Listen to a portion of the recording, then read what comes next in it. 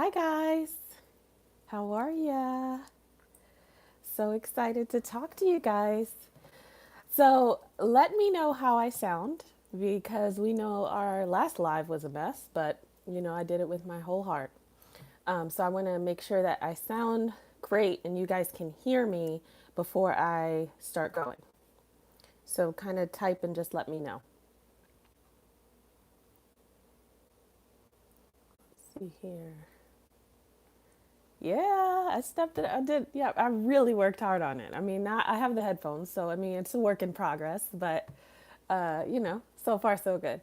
Good. Okay, so my computer is to the right of me, and I'm doing it on my phone with the headphones. That's why you guys can hear me better, and that is the way that it works best for tonight. So if I'm looking this way, I'm paying attention to you guys. I'm just looking at the questions on my computer. Okay. How's everybody's week so far? And you guys can go ahead and start answering the questions. So basically, I get emails all the time and sometimes questions on the whatchamacallit, on the comments on Married at First Sight about relationship stuff. So I figured that you guys can get a different side of me, something that's more specific to you, something, we all love it Married at First Sight, but we also want to focus on what we have going on. So I wanted to just kind of offer this free platform where you guys can ask me whatever you want, and I'll give you the best advice that I can, and we go from there. So let's see. I don't have any questions yet, um, but does anybody have any relationship questions so far?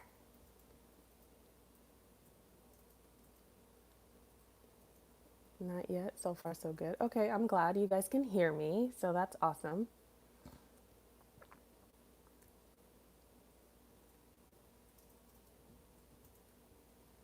Okay, no questions yet. All right. What do you think? Okay, so this is the first question. All right. What do you think of a 15-year age gap relationship? Okay. Um, it depends. It depends. 15 and 30. I mean, I know that's not what you're talking about, but the age gap it just depends on a lot of. Are you from Wakanda? Okay. That's weird. The age gap really depends on several things. Really, where you are age wise, and then where you are maturity wise. I don't necessarily think the age gap thing is that big of a deal. Appropriately so, I wouldn't say that. I think 20 and 35 is a huge jump because you're in vastly different areas of life. But like a little bit of private info, like my parents are 11 years apart. So I kind of, the whole age gap thing is not that big of a deal for me. It really just depends on where you are. If you are in the same space, maturity wise, if you have the same desires in life, if you are on the same, you don't want to be with someone where the age gap, it shows itself to be true. Like you guys don't want to do the same thing. You don't want to, you're not interested in the same life path. Maybe you're still speeding up and that person is, slowing down. You don't really want to do all that stuff. So the age gap, I don't think is a big deal, especially 15 years. When we start jumping ahead a little bit, that's where I get a little, because then I start wondering where's the commonality? What are you guys having in common? The bigger age gaps can be more concerning, but I won't completely say that, it is. So I think that's fine. It depends more so on you. If I had more specifics on your background or if maybe you were concerned about that, then, I would be able to answer that better. So hope that helps. Let's see. Okay. Um, my boyfriend's mom calls too much. Could this be a problem if we were to get married? It could possibly be a problem. So the question that I would ask is, what is too much? So let me know. Like, is it all day, every day? Does it interrupt your time? Like my concerns, and him having a good relationship with his mom is great because that will translate to how he interacts with you. But if it gets in the way of you, or if it feels like you're not priority, then that's when it becomes problematic. And then that's where you guys can, foster resentment in that relationship. It's cool if he talks to her, as much as he wants, but does it interrupt your relationship? And do you feel like a priority? You will get super resentful if you don't feel that way. So what I would say is talk to your boyfriend and let him know how you feel. If you've already done that, set some boundaries where it works. So for example, I would say, if you guys live together and he comes home and he's on the phone with his mom, I would say, babe, like, when you come home, let that be our time, especially when you first come home. It's not that I'm just waiting for you to get to when you want to talk to me. Let it be known, here's the boundary that I need. Here's how I feel like a priority. And why this is so important, especially because it's your boyfriend. I don't know if you want to get married, but if you do, it will transition into marriage. People think that they get married, they put the ring on, they have this marriage cape, and they just become a wife and they become a husband. And the becoming of that is evolutionary and it's constant and it changes over time. But you really don't realize how much you don't know about marriage until you get married. And so setting those boundaries that can transition with you to marriage, if that's something that you want, or even transition into a long-term healthy relationship, will go a long way. And just be honest about how it makes you feel and what you would like to see. I wouldn't necessarily take the angle of saying you talk to your mom too much, because then it puts it like, okay, let me be defensive. And it's his mom. So it's going to be a really tough battle if he's not listening, actively listening to really hear what you're saying. He's automatically going to be on the defense. So that's what I would say with that. Let's see. Next question. Okay. Dad is a paranoid psychotic. Okay. And started dating an, paranoid psychotic. Okay. And started dating a new woman. She is nice, but doesn't know. Should I tell her? Um, so, you know, I wouldn't say that you should tell her. I would say, and I have like a bunch of questions, like really, what is his actual diagnosis? How does that present where it causes you the concern to be worried about her and wanting to tell her? I'm sure there's a lot of things at play here. I would encourage you to tell your father to have a conversation with her and be honest about it so that it's not left up to you. Because then it gets really sticky with what you're saying and him feeling you guys can get into some type of combative relationship, and now he's having to choose, and maybe you're sharing something he wouldn't want to say. He might say something, but it might not be what he would want to say. There's like a lot of things at play here. I would definitely encourage him to share that, because if you're asking this question, obviously it's a concern for you, and it's important enough that in the event that something happens, or for her to be prepared. If you're dating someone or married to someone who has any type of disorder or mental health, diagnoses or any type of health conditions, you need to know that, because that person needs to be prepared for what may come up because of XYZ. So I would encourage him to share what he's comfortable sharing. And if it's something that's long term, it will go the distance, and they will be able to kind of like have that dialogue and increase that dialogue. It's kind of like on the first, even though this is a little more serious than that, you don't sit on the first date and say, I want kids. Like you kind of have to like ease into that, warm up, build that rapport, dig beyond the surface a little bit, and then kind of talk about the things that are really necessary to talk about a little more early on than one would desire. But just a little by little, so that that person is kind of not ambushed with a negative experience. So that's what I would say. Let's see here. Let's see. Okay. Okay. Hi guys. Hi for all you guys. Don't worry about being late. It's just we're just having a good time. So whatever questions you have, let me know. Um, let's see. Emily, I'm not sure specifically what you're asking me about. Liability issues with, I'm assuming that's share, but I'm not really sure. Um, But yeah, let me know where you guys are from. I recognize your names, so it's like I feel like I know you guys, but I don't always know where people are from. Sharing other people's medical diagnosis without their direct consent. I mean, it depends. Obviously, in my profession, yes. If my mother was dating a new man and she had an episode that concerned me that he needed to know, there isn't really, there aren't many laws that really bring that about or focus. It's more like a professional type of thing, or if you work somewhere in HR, isn't supposed to really have that conversation. No one could say me as the daughter. Yeah, they could say maybe you shouldn't have shared that, but that's more personal. So the whole protection and HIPAA and all of that, that's more professional. That's more if you're in hospital, if you work somewhere, or whatever the case may be. It's not necessarily in family dynamic type of things. But I do like that you said that, because there are a lot of ways where you can get in trouble with sharing, and you're doing it with the intention to kind of prevent something, or to be intentionally open about what's going on, to have everybody aware, but you really have to be careful about the things that you absolutely have to share. But in that situation, not really, because that would be his personal thing with his dad. So so there's that. Let's see here. Lakeland, okay.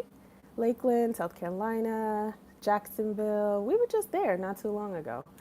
Very cool. We are in South Florida. We're in Palm Beach, Florida. So I want to do something in Florida. I really want to do something everywhere, but I kind of want to start something in Florida and do ideally like a Married at First Sight kind of like watch party or something, and then we can have a good time afterwards. But I'll let you know. I kind of just threw that out there to say, oh, Boca, hello. We're neighbors. We're down the street. That's awesome. Okay, so let me answer this question. I'm a therapist. Okay, hi. I'm a therapist and I've been married almost 2 years.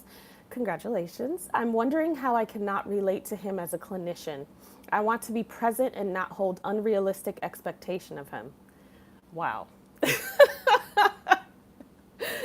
Okay, girl. Hello, mirror. You know what? You just have to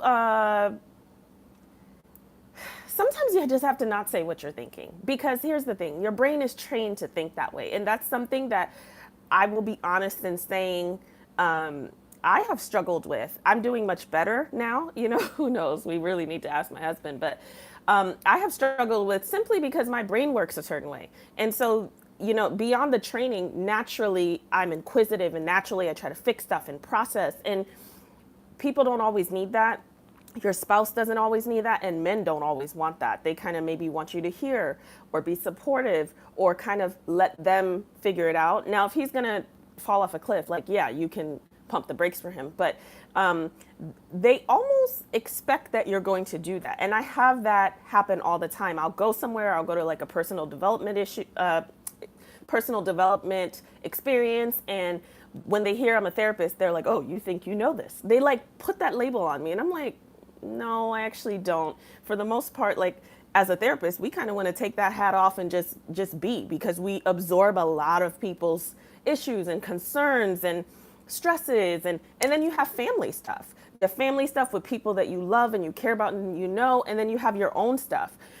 So you're always in that space, and people don't necessarily understand that you're not necessarily thinking as a therapist or wanting to diagnose them or judging them. We get that a lot. Like, are you judging me? Are you diagnosing me? Are you trying to figure this out? And it's like, no, I don't. But that does translate sometimes to your spouse, simply because that is how you think. That is probably how you think naturally, which is why you're a therapist. And then now you have been trained to think that way. So I would say, pause before you speak. That sounds so simple, but it will be helpful, because sometimes you will realize that you don't need to say that thing, that you don't need to help him along. He can help him along. He can help himself along. Sometimes you just kind of got to be that accountability coach where you like support them. And it depends on the situation. But one of the things that I find is that I sometimes just let my husband figure it out. Even if I have the answer, I know, or I think I know what's best, I let him figure it out, because the running joke is, oh, you married a therapist. Oh my God, free therapy. And that's great sometimes, and that serves its purpose, and it's a beautiful thing, and you're really able to help. But you don't want to be your spouse's therapist. It doesn't work anyways, because the beauty of a therapist is that they're third party and they have the ability to be objective. And when you're in it, you can't see around it. So with your spouse, it will get very draining, and it can get very resentful because they're thinking that you want to do these things, and you want to say what's wrong with them, and don't, don't do that. So I would say just think before you talk, and then ask him, do you want my opinion?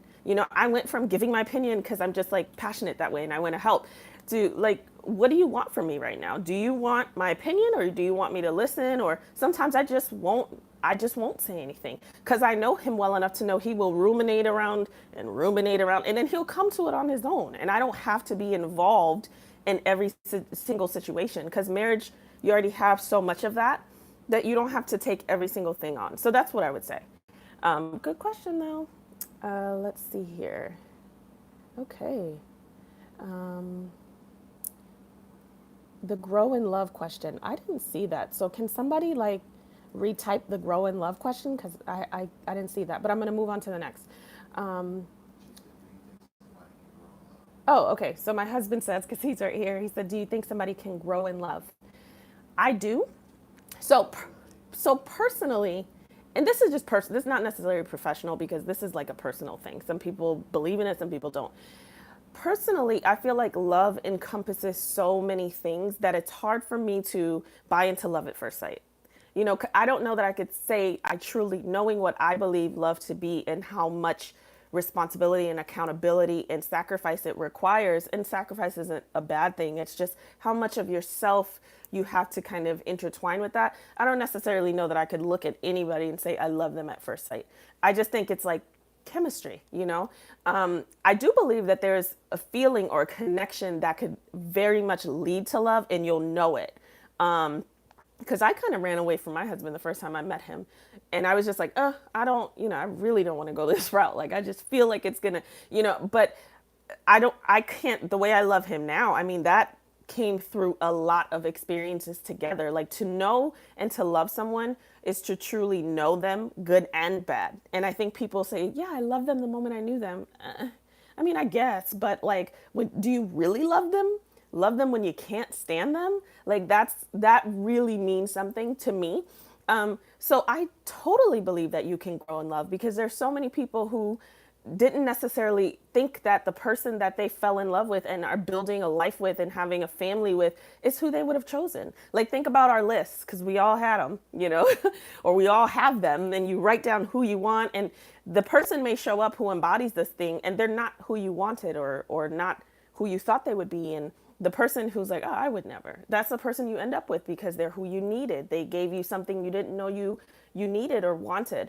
So I 100% think that you can grow in love. And I think if more people thought about it that way, instead of hi, if more people thought about it that way, they would be falling in love more intentionally and everlasting, because we're caught up in like social media, and it's really a bombardment of who we see and who's the hotter one and who's the hottest, and we get caught up in what we're being presented, and everything is super curated online, and it's like, no, we didn't have a spark. Well, it doesn't always work that way. You don't always spark with the person that you're married to. Like, that's just a farce. So I would 100% think that you can grow in love. So yeah, great question. Let's see. It kind of seems like the professionals on Married at First Sight are wanting people to avoid everything these people are feeling. Um, I don't necessarily know what to say about that. It's weird because we're seeing it and it's already been done. I just wish they were a little more involved. Like, if you remember Married at First Sight when it first started, they were more involved. They had four experts, at least when I first started watching, and I didn't even watch the first two seasons, but they were so involved, and there was like all this interaction. And I don't know, maybe it was too much, or maybe they wanted to cut costs. I don't know. But sometimes I'm like, man, especially now since everything is filmed and they could see these kind of train wreck situations happening, I'm like, man, I really wish they would uh, jump in here or really call them to the carpet. And like, for example, the episode has not aired for this week, but if it were me and I saw, Iris talk about the quarter thing, that would be something where I'd pull her aside and let's talk about this. Let's talk about and just figure it out. If that's the most indecent thing that you've had, then hats off to you. But is there something else?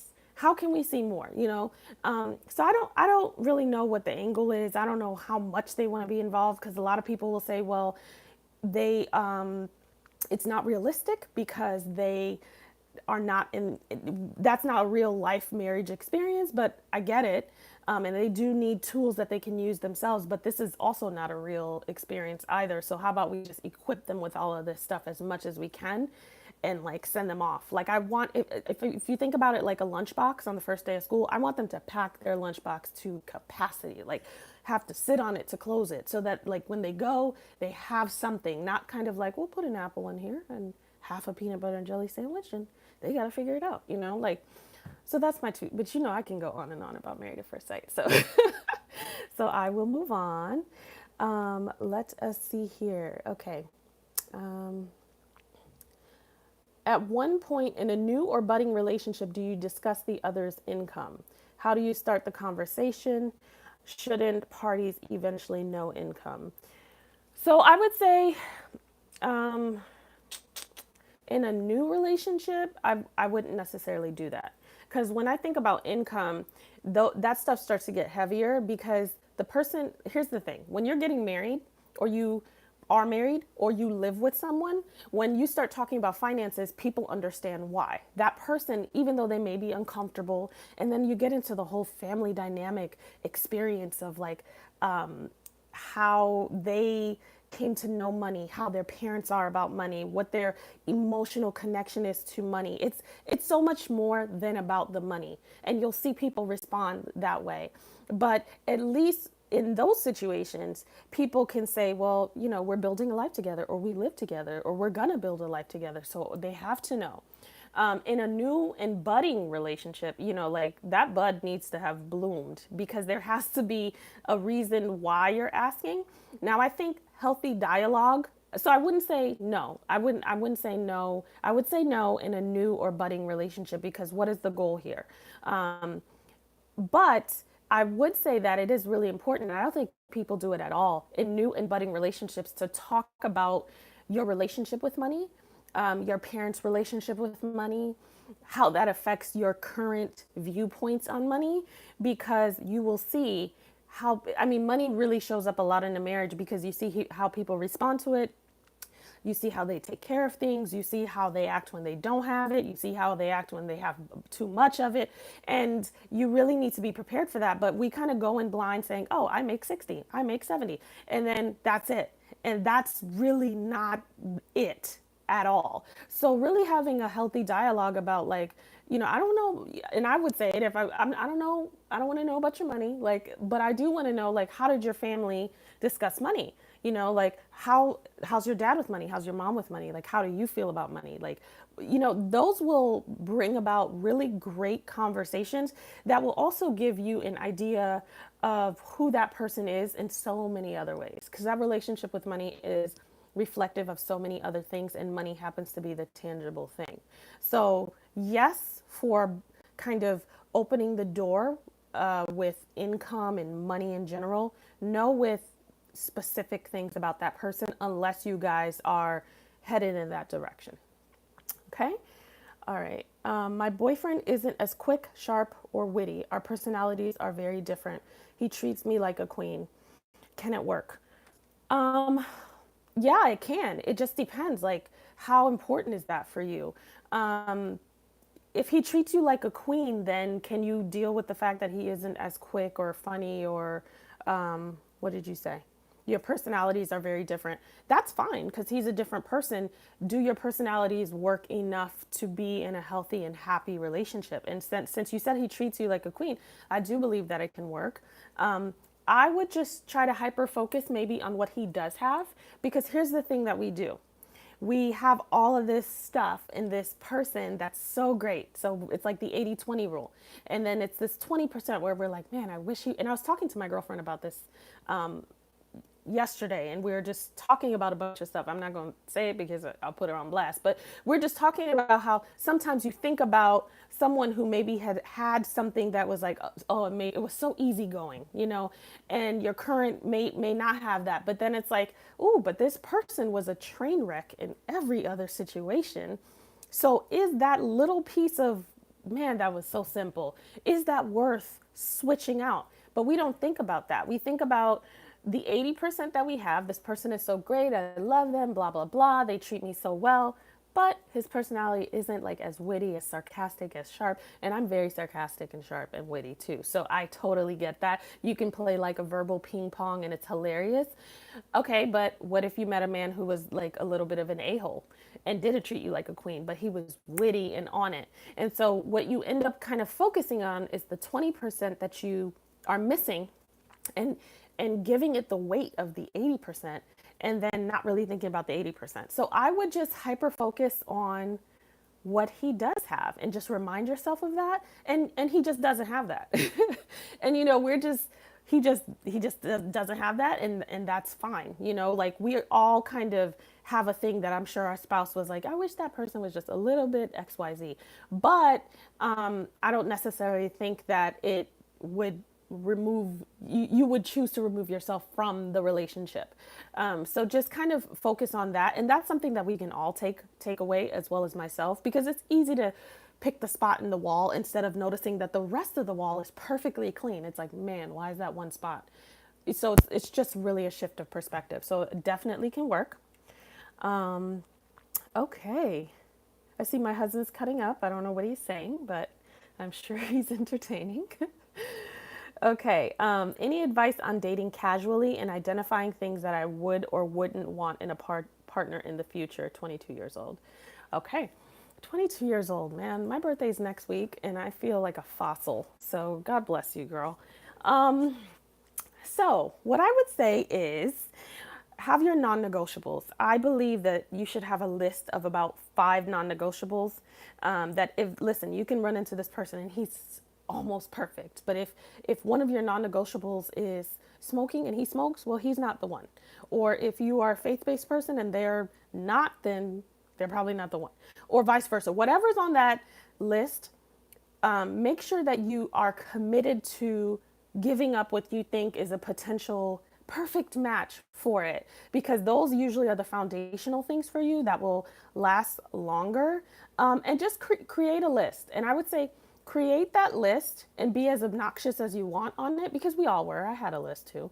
And you just write all this stuff. I mean, you write really good stuff and then you write a bunch of stuff that's like, really, do you really have to have that? And then I would go over it again and kind of cross out the stuff that when you really look in the mirror and you laugh, you notice, okay, this is not a have to have. This is not a need. And most importantly, in identifying what you want in a partner, sometimes we get caught up on the tangible thing or the bullet point. So I want this, this, this, and that.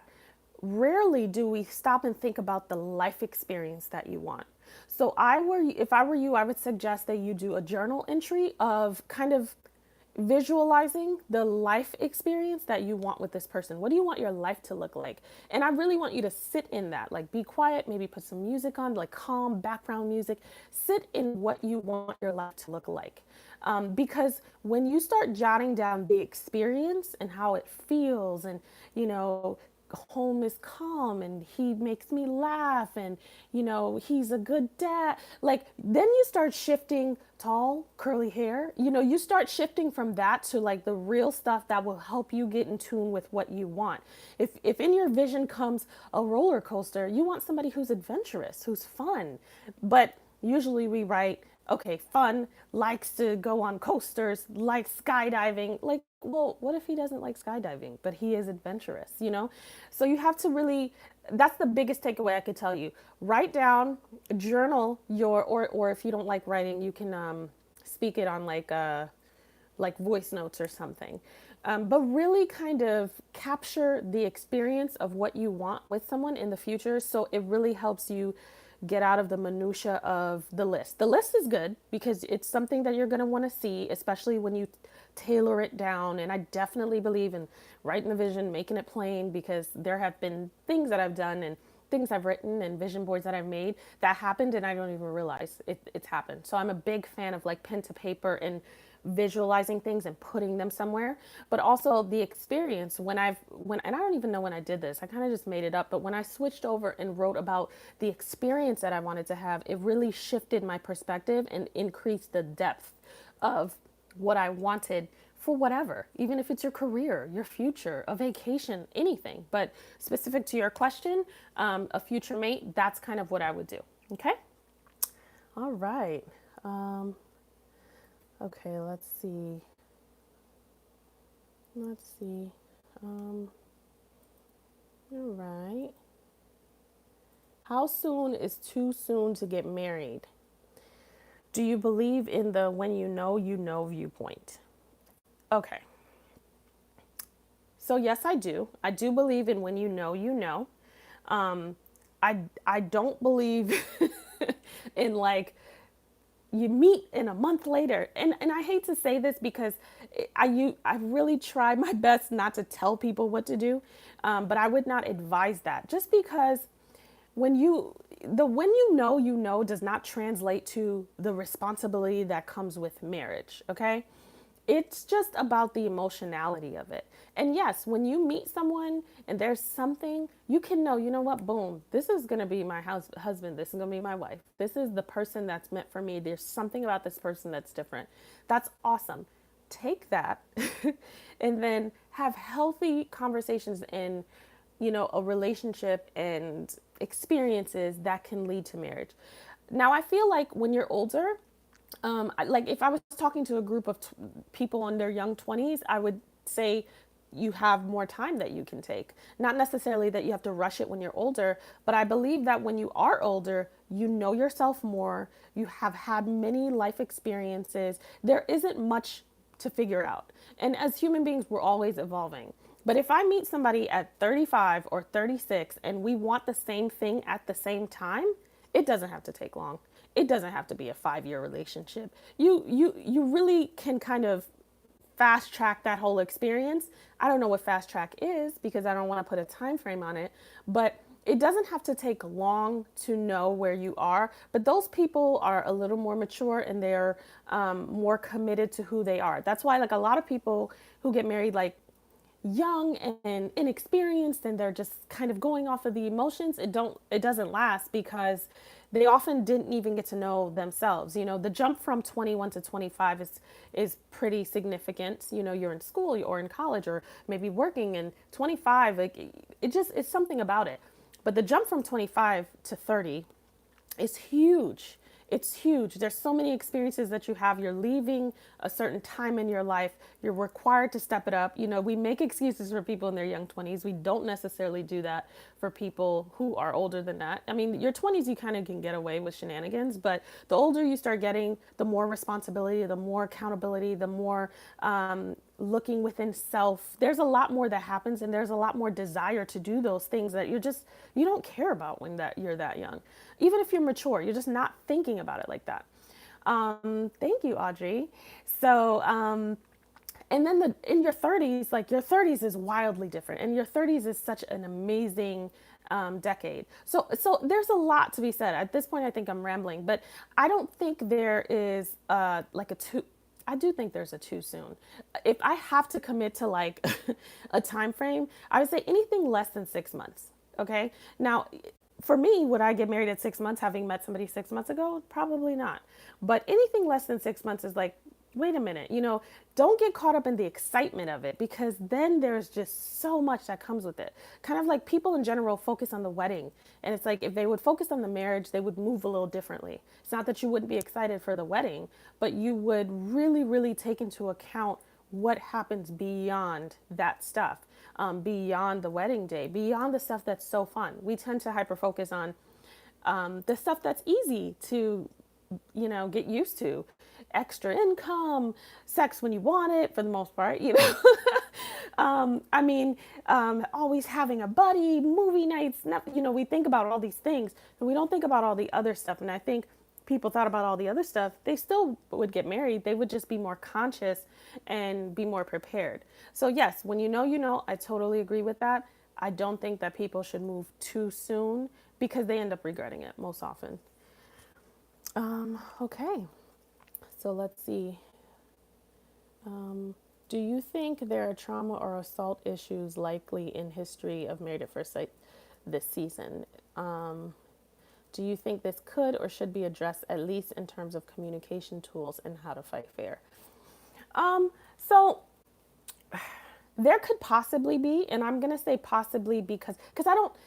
I teeter on saying like yes, there is trauma. I mean, I assume that there is, but I teeter on saying that because these are real people, and you don't want to say they've had a traumatic event, and maybe maybe they haven't. So I don't want to be loud and wrong. I would not be surprised if there was trauma, but there's certain trauma that we kind of already know about. Okay, so like Jamie, the trauma of his parents' divorce. Matt, the trauma of his parents' divorce. Amber, the trauma of her mother abandoning her father. What else? Let me think of somebody else. Elizabeth, I'm not really sure. Um, Let me think of the other I can't think of the other people now. But there's some trauma that we know. Like divorce can be very traumatic. So yes, and that I was hoping by now we would really get to dive in to Matt and get more of his background. And when his family didn't show up to the wedding, I was kind of like, uh, okay, well, this is weird, but we'll find out about this later. I really wanted them to dive deep, dig deep, and get into it. The way that Jamie explodes, you know, and Elizabeth is explosive too, but the way that Jamie explodes, there's something very sinister behind it. Even being asked about his parents, and he gets very upset and very nasty. Like, there's trauma there. And I think that they should have one on ones. If you're going to sign up to be on any show, then you should be prepared to talk about these things. And if you don't, you have every right not to want to, then you shouldn't be on the show. Because I think they're missing the opportunity to really be able to show how trauma, no matter what it is, affects someone and also affects the relationship. The trauma doesn't stay with you. You spread the trauma around like a flu. It's how you move in life, and people are the receptacle for that. And so I would have loved to see, and I know that the show is about Married at First Sight, so they kind of like focus on the marriage and the union, but there is two individuals in this union. So I would have loved to see like some one-on-ones with a few of them really talking about that, and maybe bringing in somebody else, really talking about some of that stuff so that we can see how that plays. And then that's when the communication tools, okay, when you're triggered, and I understand the trigger, when you're triggered, this is what you need to do. Here are some options. Pick these three, like when I work with people who have anxiety or they're triggered by trauma, here's 3 to 4 things that we come up with collectively that you know can help subside that anxiety in that moment. Let's do that. Or let's in this instance, let's learn how to communicate. You know what, I'm triggered right now because of XYZ versus shutting down, because that's what people know how to do. So I think that there's a lot of missed opportunities for them to really discuss real life things. And like, not that the marriage is all fluff, but the marriage is like the fun part. And it's even when it's not going well, it's because it's what we're watching and it's entertaining. And it's like, okay, these people are real. There's a reason why they're presenting this way. And we're kind of like touching it, and then we're kind of moving away from it. So yes, I totally think that they could dive a little bit deeper. I even think on the Unfiltered show, which for some reason this season I can't get my act together on and remember it consistently, but Unfiltered, I think there is great opportunity for them to dive a little deep and to challenge them a little bit when they answer a question in a certain way. I think if there was a host who maybe had a background where, and I get it, Jamie is not that person, but someone who had a host, someone who had a background where they could maybe hear something and challenge them and ask them another question instead of kind of like pacifying it or like making a joke of it or excusing it. I think there's like a lot of missed opportunities to really dive in deep and then come out on the other side and show people like something more. So yeah, hope that answered your question. Let's see. Okay. Okay, let's see. Okay, I'm seeing so many things. Okay.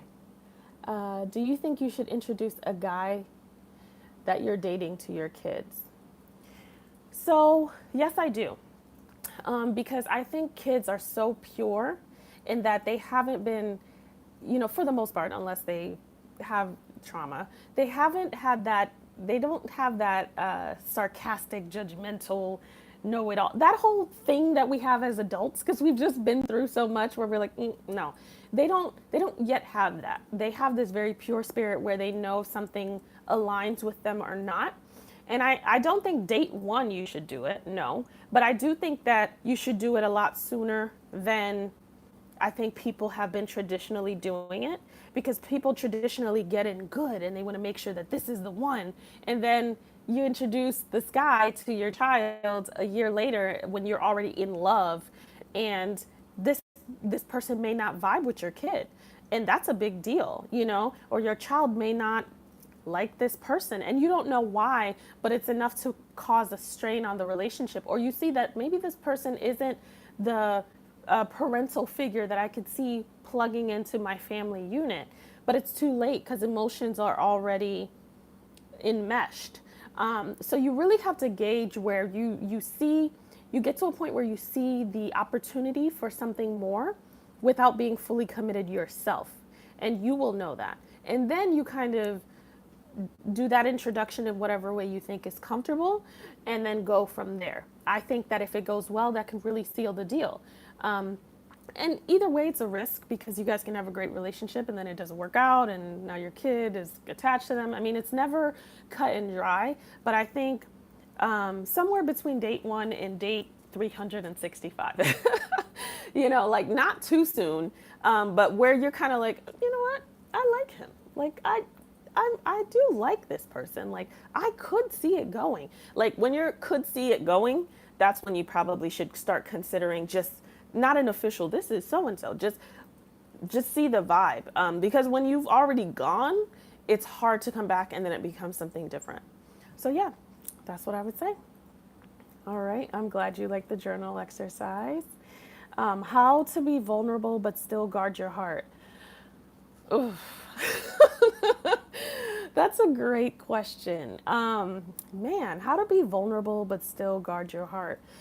So, I feel like that's a question for me because that's kind of like, thank you, Shirley. That's kind of like my thing. I'm not super, like some people either trust until you break their trust or you build their trust and then they'll trust you. And I'm door number two. Like you have to build that. I don't, and it's not that there's anything wrong, but with the other one. But for me, I kind of have to observe and feel you out and see. I think vulnerability, first of all, you have to decide, you have to be intentional. Are you going to be vulnerable and are you going to allow yourself? But I think also seeing signs and seeing cues and being aware of them. Does this person deserve this vulnerability? For example, if there's a guy who is calling and is consistent and is intentional about his expectation or whatever it is, if you're getting what you want, then that might be someone that you need to bring your guard down and get uncomfortable, because I can tell from this question, and I've been there, so I know, it's hard to be vulnerable if you've been hurt and you're kind of like apprehensive and it's like, should I do this? But sometimes we get so hurt by our past experiences that we don't give it to the person who's actually deserving of it. And that's not really fair. And that doesn't foster the ability for like true depth and vulnerability in a relationship. So take account of the signs. If this person is not giving you what you want, don't think that vulnerability will make them be someone that they haven't been presenting. And I think we all, we have been able to, sometimes we as people kind of like struggle with that, especially women. Okay, honestly, we'll be like, no, if I do this, he will do this. And no, it's not.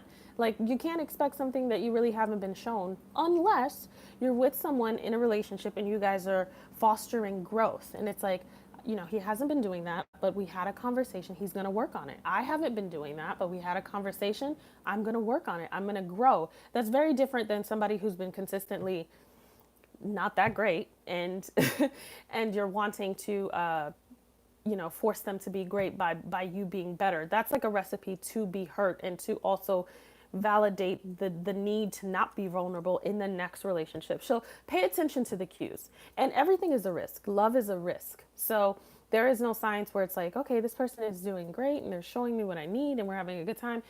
The idea is that it works out, but it may not. But the goal is for you to grow and for you to be better and prepare yourself for what you ultimately want. So that's that. Let's see.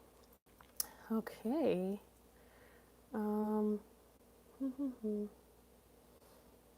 okay. What's your opinion on dating with mental illness? It's because I'm 25 and have pervasive development disorder like Asperger's, social anxiety disorder too, emotional, and being a virgin.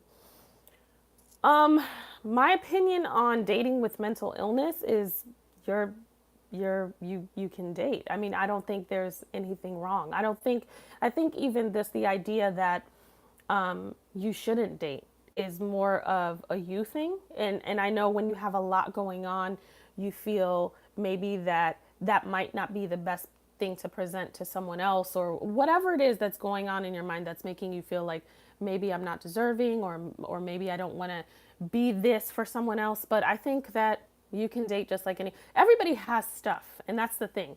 There are certain things that are a little more noticeable and there are certain things that present a little more obvious. But everybody has stuff. And you just have to find, first of all, you have to be the best you that you can be for yourself. And that's anybody, whether you have a mental health diagnosis or not. And really be clear, have good self-esteem, and be present and as healthy as you can be for yourself.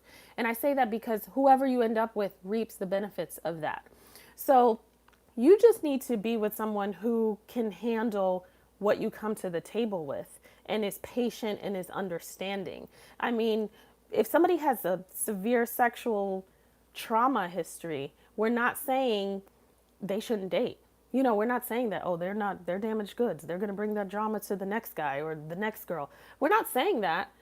They need to find someone who can be understanding and who can love them as they are with what they have. And we all have stuff. So my opinion is date and find somebody. And by find, I mean that, you guys will find each other ideally, but just continue to do the best that you can do to be confident in yourself and who you are and what you have going on. And you will meet someone who can meet you where you are and can help you and you can help them. A relationship is very enmeshed. Like we may not come with the same issues, but usually what you're lacking, they can provide and vice versa. And you guys walk through life together. So my opinion is to just date. I don't think anything's wrong with it. I don't think there's even a question really. So I hope that helped. Let's see here. Could you provide some direction on releasing anger towards an estranged parent and or friend? Okay, so that can be really, really difficult simply because if they're estranged, because traditionally we are conditioned to believe that closure has to happen with two people. And so if I can't talk to that person or if I can't see that person, then I can't get closure. And so now I have to hold on to this thing. But as you mature, as you get older, you really just have to understand that your life experience is your life experience. And however you choose to live it is your choice and your experience. So I say that because we can hold on to anger for so long and we're not really understanding or having a bird's eye view of the fact that it's really only affecting our experience. And so really stepping outside of yourself and taking ownership of what you can control. What I can control is my life experience, my emotions, how I move forward from this place. It's really difficult, but forgiveness, learning that forgiveness is key, learning that, because here's the thing, when we get angry, we want a result. I want my anger to move something. And I went to a conference a very long time ago, and the speaker was talking about anger and how certain emotions don't serve. And people assume that it's always like the negative emotions that don't serve. However, they can serve. It just depends on the situation. And he used anger. He said, if I'm in traffic and it's bumper to bumper and nobody is moving and I get angry, what does that change? Does that move the traffic? And everybody's like, no. Why am I getting angry? Why am I changing that experience in that moment when it doesn't move? It doesn't provide me what I want.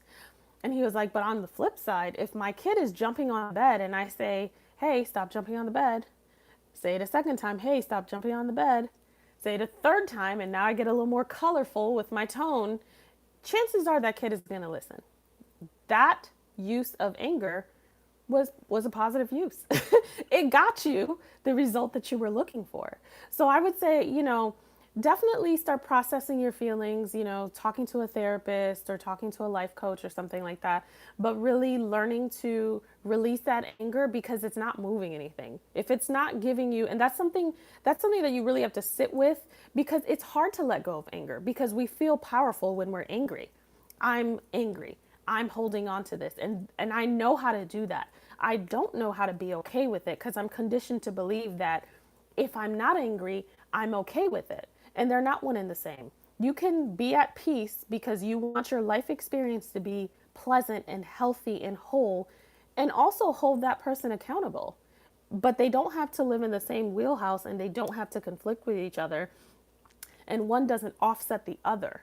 So really like recognizing that forgiveness is kind of like the best thing for you because it will change your life experience and everyone else that you encounter and everything else that you do. And you can't, your anger doesn't hold that person accountable. So really like recognize that and then find ways to let it go, find processes to let it go. That's what I'm saying. Talk to a therapist. Maybe they can help you process that, where you can really let it go and be authentic. Don't say like, oh, I'm fine now and not. If you have to hold on to that anger for another month or 2 months, you can, but you don't have to. So also recognize that holding on to that is also a choice. So yeah, hope that helped. Let's see here. Um, okay. Okay. I have been with my husband over 15 years, married about 10. Our relationship is stalled. We are totally committed to marriage, but we're definitely stuck. We are not vulnerable with each other. Okay. So I have lots of questions. What does stuck mean? Um, why aren't you vulnerable with each other? Things can get stale. Everything gets stale. So I understand that. That's kind of like the minutia of marriage. But then usually people are very intentional about changing that up.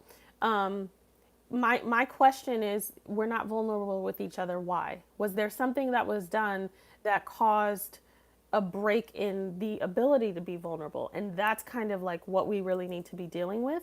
Because if I'm not feeling like I can be vulnerable with you anymore, that's a trust issue. And if I feel like I can't trust you and I'm living this life with you and we've been together for 15 years, I'm starting to resent you in some ways. And maybe we're resenting each other. And those emotions don't fuel the desire to, be fresh and new and revamp a marriage. So my question is, what caused the break in vulnerability? And I definitely think that you guys should go to counseling because those are the conversations that you can have that can really, really like reinvigorate you're welcome, TJ. Really, really reinvigorate your relationship because a lot of times it's like we don't want to put deodorant on funk, right?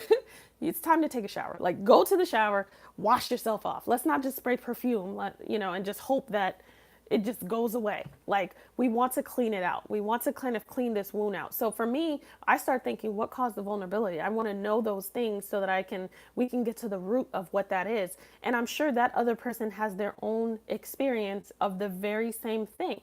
So now we can talk about you guys' experiences both separately and together and how to make that work.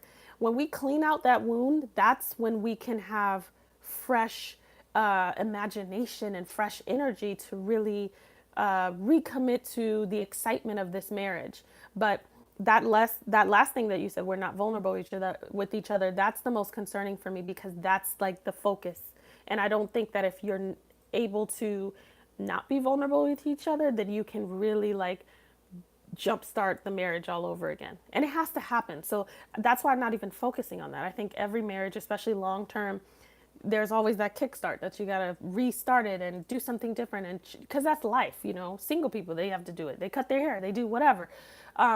But with marriage, obviously it's with the two of us, so I wouldn't feel too bad on that. Yeah, it's a concern because you're like, okay, we want to really breathe new life into this, but we want to make sure that we do it in a way that is healthy, so it's really kind of addressing those underlying issues that may have caused the stagnation. Okay. um, let's see. All right, guys, we're like down to 5 minutes. I'm having a wonderful time though. I hope you guys are too. Um, let's see. He has serious trust issues. We can't agree to live together. Been to several counselors. Live on different sides of town. We see each other on the weekend. Um, okay, so why does he have trust issues? I would just ask you probably a little bit about the background of your relationship. You guys live on different sides of town, which is fine. You guys can't agree to live together, and you've been to several counselors. What is going on is my question. So, what is going on? Why can't you guys agree to live together? That's stuff that's like brand new. The excitement of living together, the excitement of getting engaged, the excitement of getting married. Like those are kind of like cake type things. Not the thought and the process, but like the idea of it. If you both really wanted to live together, um, then you would just move forward to kind of do so. I'm glad to see that you have met with counselors, because that's awesome. And I love that people do that, because it's just such an insightful experience, especially when you do it with a couple, because it's third party and we behave differently. We behave so much better when there's a third party in the room. Um, but why does he have trust issues? Have you done anything that would make him question his trust? Um, if or question your trust. If you have not done anything and he just doesn't trust you, then is that somebody that you want to move forward with and move in with? Because now whatever past issues he's had, he's projecting onto you, and it's affecting your relationship. So I would love to dive deep and just like talk to you guys about that, because why is that the way that it is? And maybe you want to pause. Maybe you want to pause on living together. I don't necessarily think, based on this question, but it's just a simple question. I don't have all the information. I don't necessarily think that you may want to live together, because you guys don't sound like you're ready if you're bumping heads over this stuff, because that trust stuff will completely uh, exacerbate when you're living together. It's not going to get better just because you guys are living together. You'll assume that because, oh, we're living together now, this person can trust me. It gets heightened because you guys have this life together. So I would pause on that and really try to figure out where these trust issues are coming from. If you already know, really addressing those before you move together. Um, let's see here. All right. Well, guys, it is 8 o'clock. I had so much fun, you guys. Thank you so much. I really appreciate you guys hopping on and supporting and asking all your wonderful questions. I think that, this was great, and it definitely makes me want to do another one. So I'll probably try to do these like once a month. And, we can get all your questions answered, and we can interact and get to know each other differently. And yeah, but of course, I will be on Married at First Sight next week. Um, okay. Well, so my husband's telling me about PayPal issue. Hold on. Super chat. I don't know.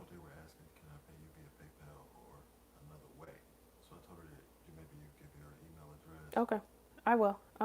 You guys, if you have any questions or any concerns, I'm putting my email here at the bottom so that you can see it, and let me go from there. But yes, so glad. Wait, hold on. I'm gonna answer it. Let's see. I'm glad to hear. Um, don't really. Thank you guys once again. I'm just looking at the. Okay, so I'm gonna try this one last question because it just popped up, and then I'm gonna close out. It says, "Hi Stephanie, I've been in a long distance relationship for a year now, but I still don't know if he really loves me. In every way, he expresses to me that he does, but his actions Don't. Okay, it says his actions do, but I'm assuming that his actions don't because you said in every way he expresses to me that he does. Um, if you don't know that he loves you, that's a concern for me because you should know. That's like something that you shouldn't have to really think about. You should be able to know that. If you're questioning if this person loves you, it's one of two things. Maybe they don't, and they're kind of talking the talk but not walking the walk.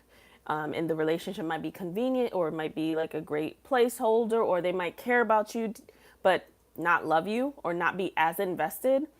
Or maybe it's you. And I don't mean that in a negative way, but sometimes if we've been hurt in the past, and I'm just throwing this out there because I don't know you, so I'm just throwing this out there as an example. If we've been hurt in the past, we can't allow people to love us sometimes. But if you're telling me, so it could be that, just future thought thought for the future. But if you're telling me that he's expressing it to you, but his actions don't, then that would concern me because anybody could say anything, but it's what you're doing. And what you're doing is often to me more significant because that's very telling. So I would pay attention to his actions and I would call him to the carpet. Like, you guys have been dating for a year. If you're not getting what you want out of it, or if you're not getting the emotionality that you want, ask for it. A lot of times we hope and hope and hope. And just from a woman's perspective, men who are not really committed or not really showing, and they know how to kind of drop hints and kind of keep you at bay. And if you're staying at bay, then they're going to continue to do that. A man who loves you and cares for you is not going to do that, and you would know that. So I would just think about, just be concerned with why you feel that way and trust your gut. If you really feel that way, he's saying it but he's not showing it, then that's really something for you to be mindful of and for you to have a real conversation about, and then decide if you want to continue on with this relationship. Okay, so anyways, guys, thank you so much. I will. Thank you, Stephanie. I'll see that. I'm trying to ignore those. um, thank you so much. I really appreciate it for everybody who donated through Super Chat, or anybody who asked a question. This was really, really fun, and I hope that it helps.